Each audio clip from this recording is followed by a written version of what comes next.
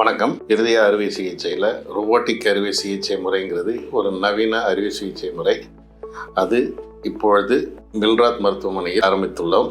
இதோட அட்வான்டேஜஸ் என்னன்னு கேட்டிங்கன்னா, சின்ன துளையில் இந்த ஆப்ரேஷனை செய்ய முடியும். அதனால் இரத்த கசிவு கம்மியாக இருக்கும், ஹாஸ்பிட்டலில் தங்க வேண்டிய நாட்கள் குறைவாக இருக்கும், வலி கம்மியாக இருக்கும், குணமடைஞ்சு சீக்கிரம் பழையபடி வேலைக்கு திரும்பலாம். முதல்லலாம் ஆப்ரேஷன் பண்ணும்போது நெஞ்செலும்பை நடுவில் ஓப்பன் பண்ணி தான் ஆப்ரேஷன் பண்ணணும். ஆனால் அந்த ரொபோட்டிக் முறையில் சைடில் சிறிய துளைகள் 3 நாள் வைத்து அது வழியாக அந்த ரொபோட்டிக் கருவியை செலுத்தி அந்த ஆப்ரேஷனை செய்ய முடியும். எல்லாருக்கும் ஒரு தவறான கருத்து என்னன்னா, ரொபோட்டிக் முறையில் ரோபோ தான் ஆப்ரேஷன் பண்ணுது அப்படிங்கிற ஒரு முறை. அப்படி கிடையாது. அந்த ரோபோவை இயக்குறது ஆப்ரேஷன் பண்ணுற சர்ஜன். அந்த மருத்துவர் தான் அந்த ரோபோ கன்சோலுக்கு பின் உட்கார்ந்து அதை எப்படி அந்த ரோபோ கருவிகளை இயக்கணும் என்பதை அவர் தான் அதை கண்ட்ரோல் செய்கிறார். ஆகையால் அறுவை சிகிச்சை எப்படி கன்வென்ஷனலாக ஓப்பன் முறையில் செய்கிறோமோ அதே போல் தான் ரோபோவையும் அறுவை சிகிச்சை செய்வோம்.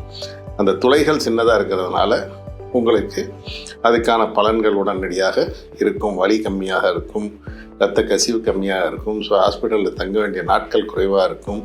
சீக்கிரம் குணமடைந்து சீக்கிரம் நீங்கள் வேலைக்கு போகலாம். நன்றி.